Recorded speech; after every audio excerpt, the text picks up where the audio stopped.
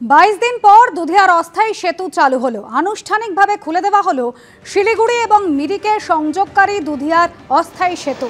বন্যায় সেতুটি ভেঙে যাওয়ায় শিলিগুড়ি এবং মিরিকের যোগাযোগ ব্যবস্থা বিঘ্নিত হয়েছিল। অবশেষে অস্থায়ী সেতু চালু হওয়ায় স্বস্তিতে স্থানীয় বাসিন্দারা। আপাতত শুধুমাত্র হালকা গাড়ি চলাচলের অনুমতি দেওয়া হয়েছে। সেতু স্থায়িত্ব পর্যবেক্ষণের পর ধীরে ধীরে ভারী যান চলাচল শুরু হবে, খবর প্রশাসন সূত্রে। প্রত্যেকটি জাতীয়তাবাদী নাগরিক যারা এই দেশে বাস করছেন তার প্রত্যেককেই যেন ভোট দিতে পারেন, তার স্ব অধিকার। একটি মৃত ভোটারও, একটিও উদ্বাস্তু ভোটার, কোথাও রোহিঙ্গা, কোথাও উঠে আসা, এই ভোট যাতে না থাকে। আমি বিধায়ক, আমার এটা দায়িত্ব এবং কর্তব্য। এটা গণতন্ত্রের প্রথম অধিকার। জনগণের সঠিক যে ভোটার সে ভোট দেবে, যে ভোটার নয় সে এখান থেকে বিরত থাকবে। এই বিরত বা ভুতড়ো ভোটার প্রত্যেকটি আমার কেন্দ্রের প্রত্যেকটি বুথে বুথে আমি ধরে ধরে স্ক্রুটিনি করব। তার আজকে প্রথম দিন শুরু করেছি। বিজেপি বিধায়ক তিনি বলছেন তার প্রত্যেকটি বুথের বিভিন্ন জায়গায় তিনি স্ক্রুটিনি করবেন, ধরে ধরে দেখবেন কোথায় কোথায় ভুতুড়ে ভোটার রয়েছে।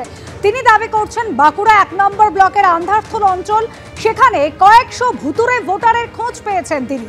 নীলাদ্রি শেখর দানা তিনি যখন এই অভিযোগ করছেন তখন তৃণমূলের কি বক্তব্য সেটাও শোনাবো আপনাদের।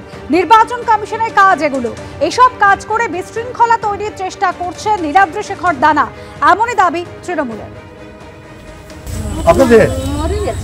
হ্যাঁ,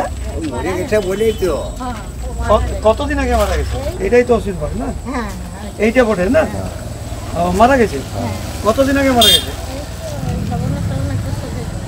শ্রাবণে 1 বছর হয়ে গেছে।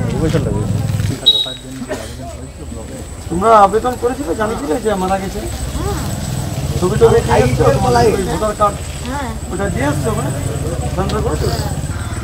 ভিডিও অফিসে, তখন চাই না। হঠাৎ উনি একটা ভোটার লিস্ট নিয়ে বাড়িতে বাড়িতে চলে গেলেন, যে মানুষকে বিভ্রান্তিকর পরিবেশ সৃষ্টি করছে। যে এখনো তো নির্বাচন কর্তৃপক্ষ নামেননি, বা তারা তো ঠিক করে উনি বলছেন কে মৃত কে জীবিত, এটা তো ওনার দায়িত্ব নয়। নির্বাচন কমিশন নামুক, তারা দেখুক। আমি একটা কথা বারবার বলি যে আপনারা এই সমস্ত করতে যাবেন না নীলাদ্রিবাবু, কারণ এলাকার যে পরিবেশ সৃষ্টি যদি নষ্ট করেন, এলাকায় যদি গ্রাম বাংলায় যে শান্ত পরিবেশ, আজকে উন্নয়নের পরিবেশ, আপনারা যদি অশান্তি সৃষ্টি করেন, তাহলে কিন্তু মানুষ সেটা কথা বলবে না। বিজেপি বিধায়ক যখন ভুতুড়ে ভোটারের অভিযোগ করছেন তখন নদিয়ার খবর জানায় 2002 এর ভোটার লিস্টে যে পরিবারের নাম নেই সেই পরিবারের সদস্যই পেয়েছেন বিএলওর দায়িত্ব। নদিয়ার কৃষ্ণগঞ্জে ব্লকে এমন অভিযোগে চাঞ্চল্য ছড়িয়েছে। নদিয়ার কৃষ্ণগঞ্জে দুর্গাপুরে 75 নম্বর বুথ, সেখানকার বিএলও মিলন রায়। মিলন বাবু ওই গ্রামেরই দুর্গাপুর প্রাথমিক বিদ্যালয়ের শিক্ষক। 2002 এর ভোটার লিস্টে 75 নম্বর বুথে 557 জনের নাম ছিল। 2025-এ ওই বুথে ভোটারের সংখ্যা বেড়ে 1016 জন হয়েছে। ঢুকেছে বিএলও দায়িত্বপ্রাপ্ত মিলন রায়ের পরিবারের নামও। আর এই ব্লকে অনেকেরই 2002 এর ভোটার লিস্টে নাম নেই, এমনই দাবি করছেন মিলন রায়।